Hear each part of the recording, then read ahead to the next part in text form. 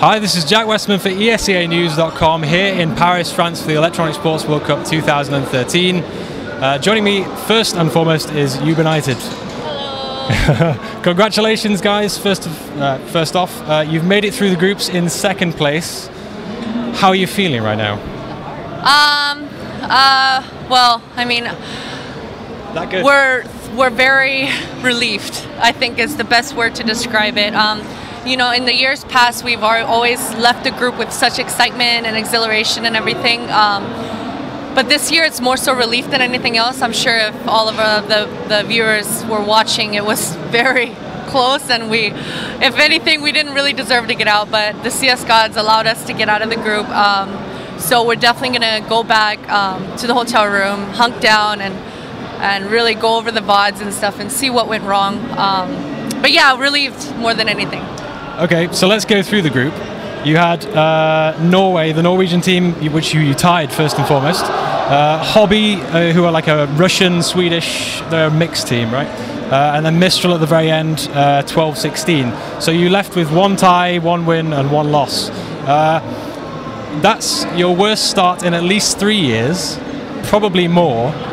So Definitely more. I know you said you're going to go back to the hotel room and look it over. What do you think your initial thoughts are as to why it went wrong?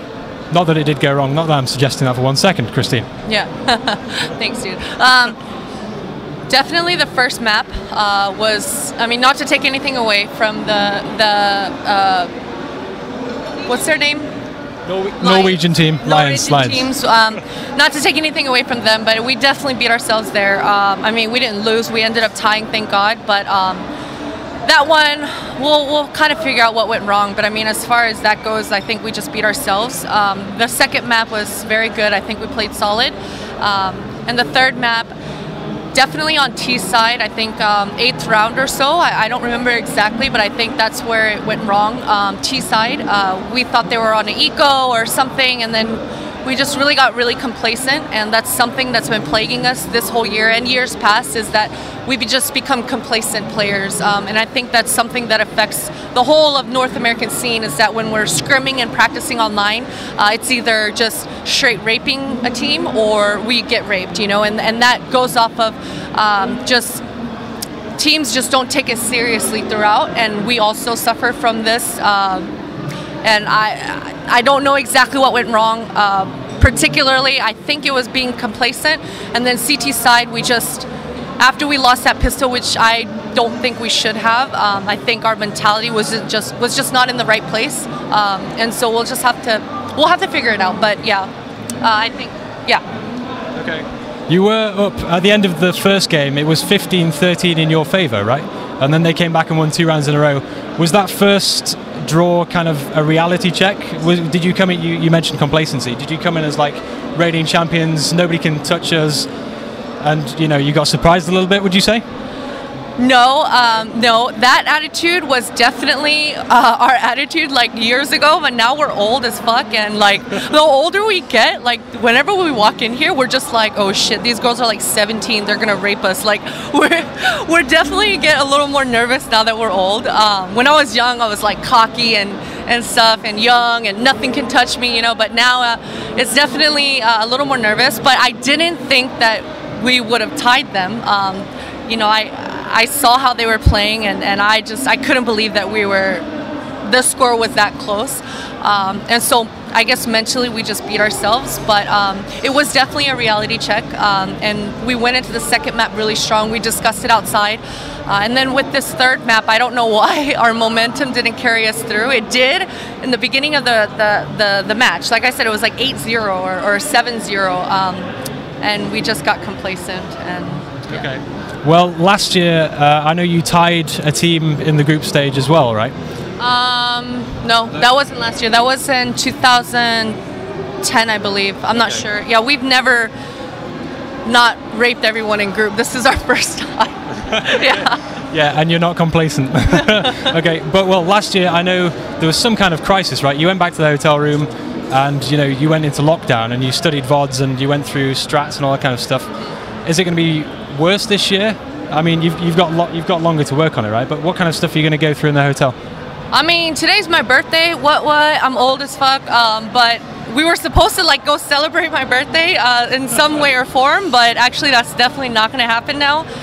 We have to go represent some Ubisoft stuff at the booth, so you guys aren't going to be able to be there, but if you are there, say what's up. But and then we're going to go pick up some food on the way home, go to the hotel, and then like crack down on the VODs if we can find them, and then all night. That's going to be our plan. It's going to be a long one. Okay. Yeah. I just want to quickly touch on the overtime rules as well, because obviously the final with alternate last year, you went to what? You were on the stage for 5 hours. You played something like what? 28 overtimes. What was your initial reaction? I know they've changed the rules back, but what was your initial reaction when you heard that they were changing the overtime rules here? I think it was, when I first read that, I didn't understand it at all. Like, it was in plain English, but I just didn't understand it because I was like, there's no way, you know? So I read it and I heard it, or I understood it, but I didn't understand it, you know? So I was just like in shock about it.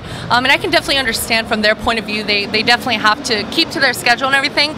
But I think they just forgot the fact that, you know, with overtime comes rivalries, and with rivalries become more fans and everything, and it just brings the competition level to a whole nother level for everyone involved, whether it be the viewers or the players themselves and teams and everything. So I think they realized that, and then they did switch some things around. It's not completely where it used to be, but at least at least ESWC has always been an organization that definitely listens to the players and listens to the community, and I feel that throughout the years that we've attended, they've always tried to not cater to us per se, but really try to listen to the community, and they definitely did, and they reverted back some of the rules, so thank God for that. Yeah, well, they did change the overtime rules back. Alternate are also playing very well. Sorry, at the moment they're playing now on their side of the group. Do you see a rematch from last year's finals? Yeah, that would be great. You know, we definitely want to play them. I think so. I mean, right now I'm not even thinking about that, honestly. Right now I'm thinking about tomorrow in the semifinals. So hopefully we get past that point, and then when we get past that point, we can think about the final. But at this point, I think our main focus is going to be the semifinal, and they probably will get first out of their group. So actually, we might play them tomorrow. I don't know. We'll see. Yeah, baby steps at a time, then one step at a time. Okay, last but not least, I know you all have to dash off and do other things, but you've been coming to this event for a very long time. What will be the thing you look back on in 10 years' time and remember the most about all your appearances at ESWC events? What's your favorite memory going to be? Man, that's a tough question, dude. You can't fucking blindside me like that. I'm trying to get emotional. That's cheating, though. Last year's final was obviously amazing and everything. I guess for me it was still 2006, because I was like, that was my first time traveling really by myself and everything, and just the entire time I was just looking around like with my jaw dropped, just like, oh my god, I can't believe this is really happening, you know. And so for me it was that one. But as a whole, like all together, probably last year. Okay. Yeah. You kind of have to say last year after all the overtimes. Yeah. Okay. Last but not least, any shout-outs, guys? Shout-outs to Ubisoft and SteelSeries for sure. Thank you to the Ubisoft Montreal office. They were fantastic again, just like every year. SteelSeries, thank you so much. We love our gear, and all the fans that follow us and watch us, we truly, truly are thankful. Yeah. Do you feel the fan support? Sorry, just to tack on. Do you feel the North American support behind you?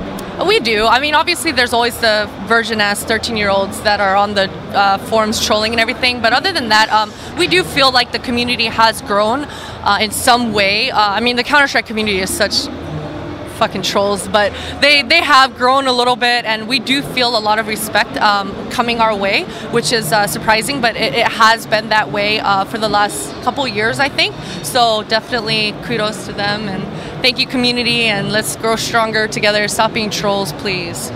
Nice. Yeah. Okay, guys, thank you very much. Best of luck tomorrow in the semi-finals. Thank you. You didn't ask her. I can do.